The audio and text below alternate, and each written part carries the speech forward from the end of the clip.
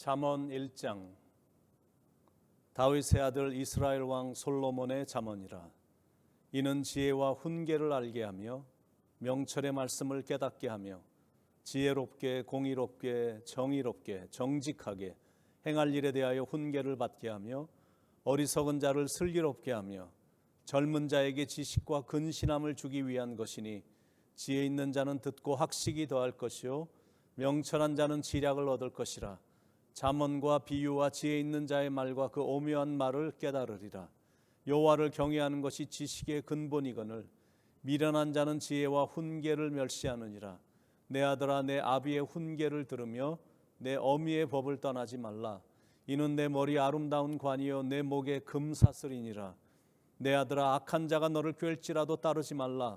그들이 내게 말하기를 우리와 함께 가자. 우리가 가만히 엎드렸다가 사람의 피를 흘리자. 죄 없는 자를 까닭없이 숨어 기다리다가 수월같이 그들을 산채로 삼키며 무덤에 내려가는 자같이 통으로 삼키자. 우리가 온갖 보화를 얻으며 빼앗은 것으로 우리 집을 채우리니, 너는 우리와 함께 제비를 뽑고 우리가 함께 전대 하나만 두자 할지라도 내 아들아, 그들과 함께 길에 다니지 말라. 내 발을 금하여 그 길을 밟지 말라. 대저 그 발은 악으로 달려가며 피를 흘리는 데 빠름이니라.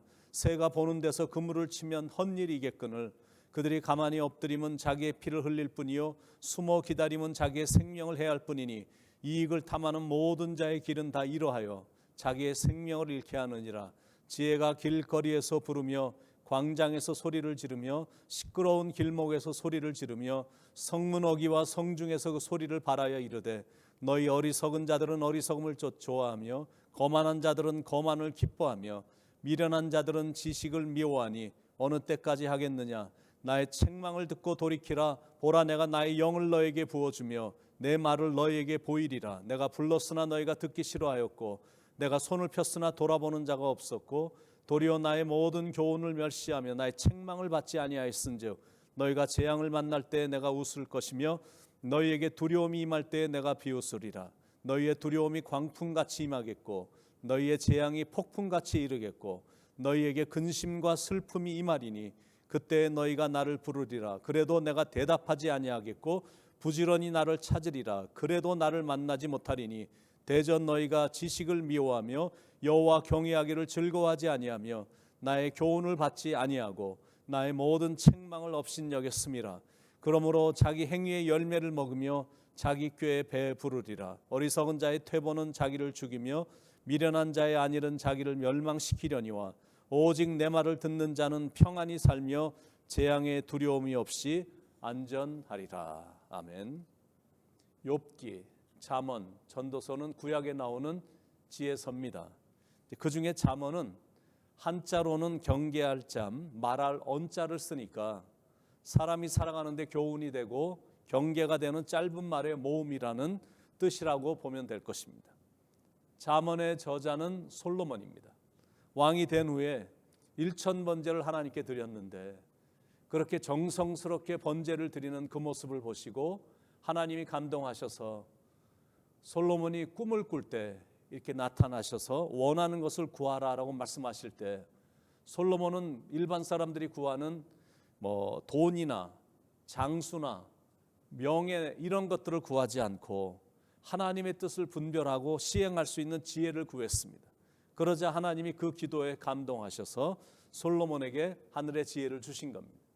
하늘의 지혜를 공급받은 솔로몬 왕이 그 지혜를 담은 책을 쓴 것이 바로 잠언입니다.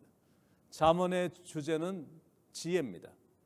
125번이나 언급이 될 정도로 지혜에 관해서 많이 다루고 있는데, 지혜라는 말 외에도 훈계, 명철, 슬기, 학식 이런 단어로도 씁니다. 잠언을 쓴 목적은 하나님의 지혜를 우리들의 삶에서 매일 적용하게 하기 위해서 잠언을 썼습니다. 아무리 귀한 거라도 진열장에 그냥 전시만 해놓고 있으면 아무런 소용이 없듯이, 지혜도 내 생활에 적용할 때만 참 지혜인 것입니다. 그래서 배우고 깨달아 삶에서 묻어져 나와야 된다라는 것. 요셉과 같은 인물이 참 지혜자입니다. 비록 애굽의 노예로 팔려갔지만 그는 지혜가 뛰어났고 믿음이 깊었기 때문에 후에는 나라를 살리는 위대한 사람이 된 겁니다.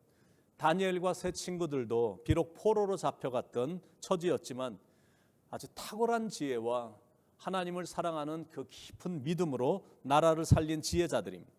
성경은 그렇게 지혜로워야 된다라고 말씀하고 있습니다. 그리고 하나님도 당신의 백성들이 지혜롭게 살기를 원하십니다. 마태복음 10장 16절에 너희는 뱀같이 지혜롭고 비둘기같이 순결하라. 에베소서 5장 15절에도 그런즉 너희는 지혜 없는 자같이 말고 오직 지혜 있는 자같이 하라. 이렇게 말씀하고 있습니다. 그러면 질문입니다. 누가 지혜자인가? 어떻게 지혜자가 되는가? 그게 질문. 어떻게 우리는 지혜자가 될 수가 있을까? 답은 이 잠언의 말씀을 만나로 삼아 늘 묵상하면 하늘의 지혜를 얻게 된다라는 겁니다. 잠언은 전체가 31장으로 되어 있어서 하루에 한 장씩 꾸준히 읽으면 한 달이면 끝납니다. 그 다음 달이 되면 또 읽고 또 읽고 또 읽다 보면 세월이 가면서 지혜를 얻게 돼서 지혜로운 사람이 되는 겁니다. 지식만 갖고는 충분하지 않거든요. 또 교육만 갖고도 안 됩니다. 하늘의 지혜가 있어야 인생을 경영할 수가 있는 겁니다. 박사들을 보면 한 가지에만 전문가거든요. 반면에 지혜자는 모든 부분의 전문가입니다. 평생을 말씀만 붙잡고 살아온 비록 학교에는 근처도 못 가신 할머니지만 박사들보다 인생을 사는 것에 있어서는 더 지혜로운 분들이 많이 있습니다. 그런 지혜를 말하는 겁니다. 1절에 보시면 다윗의 아들 이스라엘 왕 솔로몬의 잠언이라. 솔로몬이 대부분의 잠언을 썼는데 잠언을 쓴 이유는 2절부터 5절에 잘 나와 있습니다.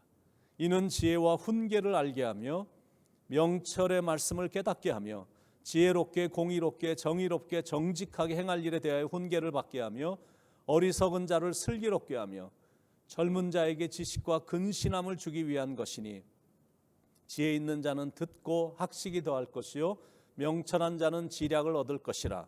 그러므로 재물이나 명예나 권력보다 지혜를 구하라라고 지금 솔로몬은 권면하는 겁니다. 지혜란 열심히 구하면 깨달을 수 있기 때문입니다. 6절에 잠언과 비유와 지혜 있는 자의 말과 그 오묘한 말을 깨달으리라. 그리고 지혜는 구하면 하나님께 주신다라고 약속을 하셨습니다. 야고보서 1장 5절에 너희 중에 누구든지 지혜가 부족하거든 모든 사람에게 후히 주시고 꾸짖지 아니하시는 하나님께 구하라 그리하면 주시리라. 자, 그러면 다음 질문입니다. 그렇다면 누가 지혜자인가? 하나님을 경외하는 자가 가장 지혜로운 자다라고 말하고 있습니다. 7절에 여호와를 경외하는 것이 지식의 근본이거늘 미련한 자는 지혜와 훈계를 멸시하느니라. 경외를 영어로 fear, reverence, 그리고 respect 이런 단어를 씁니다. 하나님을 경외하고 하나님을 높이는 사람, 그런 사람이 지혜로운 사람이다라는 겁니다. 사도행전 10장에 보면 가이사랴에 이 고넬료라는 백부장이 나오는데 그에 대해서 설명을 하기를 그가 경건하여 온 집으로 더불어 하나님을 경외하며 이렇게 나와 있습니다. 이런 사람이 지혜로운 자다라는 것. 이방인이었지만 하나님을 온 마음으로 경외했고 온 가족을 하나님을 경외하도록 이끌었다라는 것.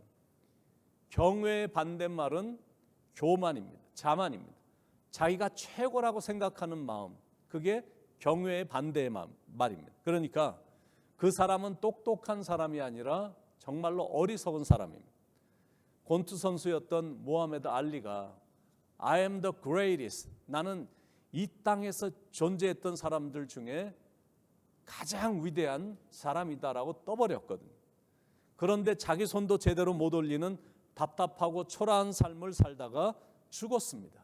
이게 얼마나 어리석은 인생이냐라는 것. 그 후에 마이크 타이슨이라는 권투 선수도 I am the greatest, 내가 가장 센 사람이다라고 떠벌렸지만 나이가 들면서 이름도 없는 선수한테 계속 KO로 비참하게 지더니 오래전에 은퇴를 했습니다. 여러분, 교만한 사람은 어리석은 사람입니다. 그래서 절대 교만하면 안 되는 겁니다. 지혜를 무시하고 지혜를 멸시할 정도로 교만하면 No God's grace, 하나님의 은혜가 그 삶에 임하지 않습니다. 부모 말을 안 듣는 자녀가 미련한 자이듯이 하나님의 말씀을 안 듣는 자녀도 미련한 사람입니다. 8절로 10절에 내 아들아 내 아비의 훈계를 들으며 내 어미의 법을 떠나지 말라. 이는 내 머리에 아름다운 관이요 내 목에 금사슬이니라. 내 아들아 악한 자가 너를 꿰을지라도 쫓지 말라. 그래서 잠언 1장의 결론은 뭐냐면 하나님을 경외하고 하나님의 법을 지키며 살아라. 그게 잠언 1장의 결론입니다. 그렇게 사는 사람들이 참 지혜자고 또 그렇게 인생을 살 때 이런 축복들이 약속되어 있습니다. 잠언 10장 27절에 여호와를 경외하면 장수하느니라. 그러나 악인의 연세는 짧아지느니라. 잠언 14장 27절에도 여호와를 경외하는 것은 생명의 샘이라. 사망의 그물에서 벗어나게 하느니라. 잠언 19장 23절에도 여호와를 경외하는 것은 사람으로 생명에 이르게 하는 것이라. 경외하는 자는 족하게 지내고 재앙을 만나지 아니하느니라. 잠언 22장 4절에서도 겸손과 여호와를 경외함의 보응은 재물과 영광과 생명이니라. 우리가 왜 잠언을 한 달간 공부하고 읽고 묵상하려고 하냐면 첫 번째는 잠언을 통해서 하늘의 지혜를 얻게 되기 때문이고, 두 번째는 그 지혜가 악에서 떠나게 해주기 때문이고, 세 번째는 장수하기 때문이고, 네 번째는 생명을 얻기 때문이고, 다섯 번째는 재앙을 만나지 않고 안전하게 거하게 해주기 때문이고, 여섯 번째는 재물을 얻고 마지막은 영광을 얻게 해주기 때문이다라는 것. 그래서 바라기는 앞으로 한 달간 하나님의 지혜의 말씀인 잠언에 깊이 빠져서 그 안에서 하늘의 지혜도 얻고 여러분이 생명도 얻고 영광도 얻게 되시길 예수님의 이름으로 간절히 축원을 드립니다. 기도하겠습니다. 하나님,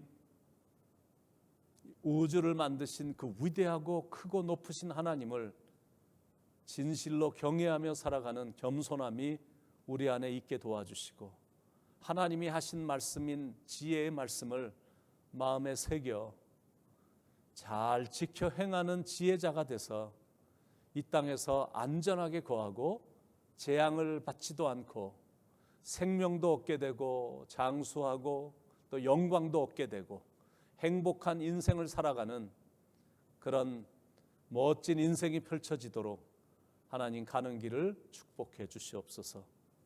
이렇게 한 달간 잠언을 공부할 수 있도록 기회를 주신 것을 감사합니다. 지혜를 얻는 시간 되도록 축복해 주옵소서. 예수님의 이름으로 간절히 기도드리옵나이다. 아멘.